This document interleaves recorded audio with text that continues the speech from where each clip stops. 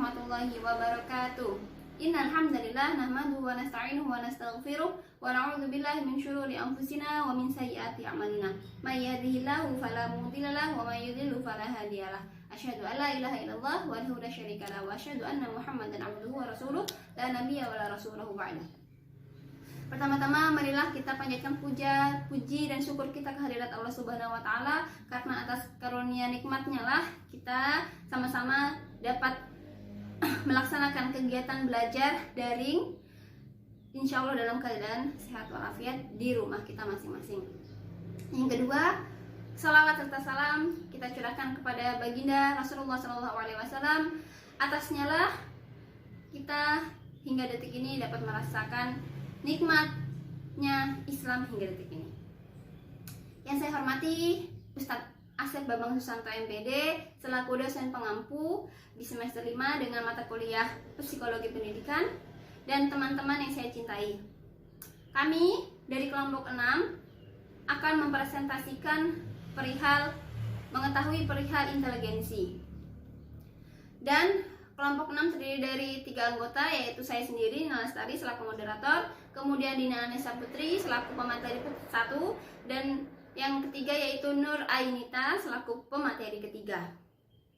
Baik, dengan mempersingkat waktu, marilah kita baca dan buka kegiatan ini dengan lafaz basmalah bersama-sama. Bismillahirrahmanirrahim. Selanjutnya, mari kita perdengarkan materi 1 yang akan dibawakan oleh saudari kita Dina Anissa Putri. Kepadanya waktu dipersilahkan. Terima kasih Kak Nina. Di sini saya akan menjelaskan sedikit tentang pengertian intelijensi. Intelijensi, kata intelijensi itu sendiri berasal dari bahasa Latin, yaitu intelliger, yang berarti menghubungkan atau menghubungkan satu sama lain. Dalam hal ini banyak banget definisi yang dikemukakan oleh para ahli dalam berbagai variasi atau versi yang berbeda. Ada yang menurut Thornberg, ada yang Freeman and Robinson. Sedangkan Freeman and Robinson ini mempunyai banyak kesamaan.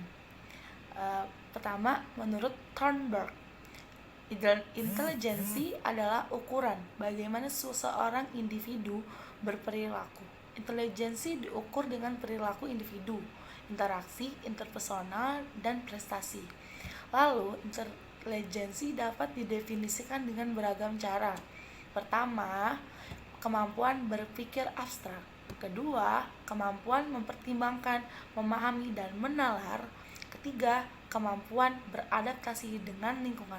Keempat, kemampuan total individu untuk bertindak dengan sengaja secara rasional dalam lingkungan.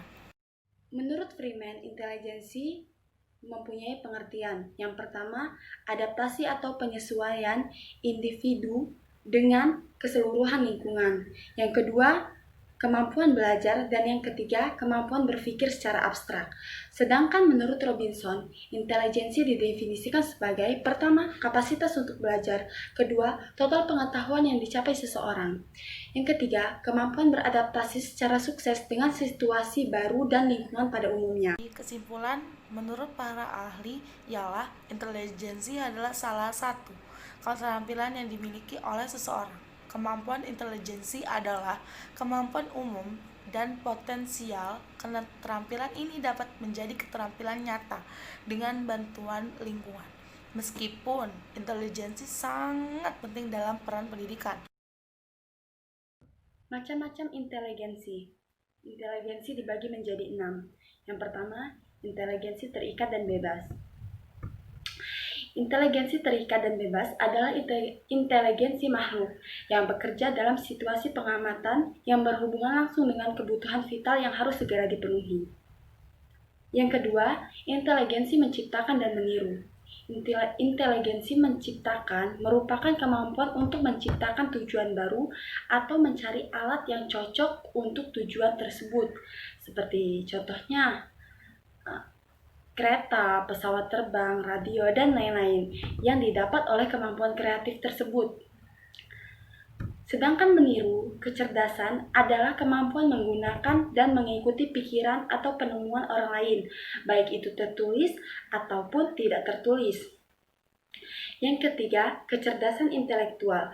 Kecerdasan intelektual adalah istilah yang sulit untuk didefinisikan. Umumnya dirumuskan dalam tiga klasifikasi. Yang pertama, kemampuan beradaptasi dalam lingkungan. Yang kedua, kemampuan belajar dan berpikir secara abstrak. Yang ketiga, kecerdasan cara menggunakan simbol dan konsep. Sedangkan keempat, kecerdasan emosi, mengacu pada kemampuan untuk mengenali perasaan Anda sendiri. Sedangkan yang kelima, kecerdasan bahasa, dan yang keenam, kecerdasan sosial. Materi selanjutnya yaitu faktor-faktor yang mempengaruhi intelijensi. Menurut M. Ngalim Purwanto tahun 2004 di buku halaman 55-56 menegaskan bahwa ada beberapa faktor yang mempengaruhi intelijensi, yaitu pertama faktor bawaan, yang kedua faktor lingkungan, yang ketiga faktor stabilitas intelijensi dan IQ, dan yang keempat kematangan. Pertama yaitu faktor pembawaan. Pembawaan ditentukan oleh sifat-sifat dan ciri-ciri yang dibawa sejak lahir sebatas kesanggupan kita masing-masing, yakni dapat tidaknya seseorang memecahkan suatu soal atau masalah pertama-tama ditentukan oleh pembawaan kita sendiri. Kedua yaitu faktor lingkungan. Perlu kita ketahui adalah kecerdasan itu tidak bisa dipisahkan dari otak. Makanan yang dikonsumsi memiliki dampak besar dalam perkembangan otak. Karena itu, ada hubungan antara makan makanan yang bergizi dengan kecerdasan otak kita sendiri. Konsumsi makanan bergizi adalah salah satu pengaruh lingkungan yang paling penting. Selain gizi, rangsangan emosional kognitif dari lingkungan juga memainkan peran yang sangat penting. Beberapa penelitian tersebut menunjukkan bahwa kecerdasan dapat menurun karena tidak ada bentuk stimulus khusus dalam kehidupan pertama seseorang. Ketiga, yaitu stabilitas dan IQ. Kecerdasan bukanlah IQ. Kecerdasan adalah konsep umum kemampuan seseorang individu, sedangkan IQ hanya merupakan hasil dari tes kecerdasan tertentu. Stabilitas kecerdasan mengacu pada konsep umum tentang keterampilan individu. Kecerdasan sangat dipengaruhi oleh perkembangan otak organik. Menurut tahapan perkembangan otak pada masa pertumbuhan ialah kurang lebih hingga usia 20 tahun akan meningkatkan kecerdasan. Akibatnya adalah ada periode stabil sehingga akan ada tren menurun sejalan dengan pembusukan organik otak. Sementara itu, stabilitas IQ tidak hanya diukur berdasarkan perubahan fisik atau usia sebenarnya. Selanjutnya yaitu kematangan. Tiap organ dalam tubuh manusia mengalami pertumbuhan dan perkembangan. Tiap organ memiliki fisik dan psikis dapat dikatakan telah matang jika ia telah mencapai kesanggupan menjalankan fungsinya masing-masing. Kecerdasan tidak tetap statis, tetapi bisa tumbuh dan berkembang. Pertumbuhan dan perkembangan kecerdasan ini sebagian besar sejalan dengan bertambahnya usia, perkembangan fisik, dan keterampilan lain yang dicapai. Yang D sekarang, hubungan intelijensi dengan bakat, kreativitas, dan prestasi. Dalam diri manusia ada kemampuan yang berhubungan, intelijensi, bakat, dan kreativitas. Intelijensi adalah kemampuan potensial umum, sedangkan bakat merupakan kemampuan potensi khusus. Kreativitas berhubungan dengan kemampuan dan pola mendekati masalah dengan cara yang berbeda. Anak yang berbakat adalah anak yang cerdas atau mempunyai intelijensi yang sangat tinggi. Kemampuan intelektual menjadi salah satu ukuran keberbakatan. Menurut Semiawan, 1% dari populasi total penduduk Indonesia yang rentangan IQ 137 ke atas merupakan manusia yang berbakat tinggi, sedangkan IQ 120 sampai dengan 137 berbakat sedang.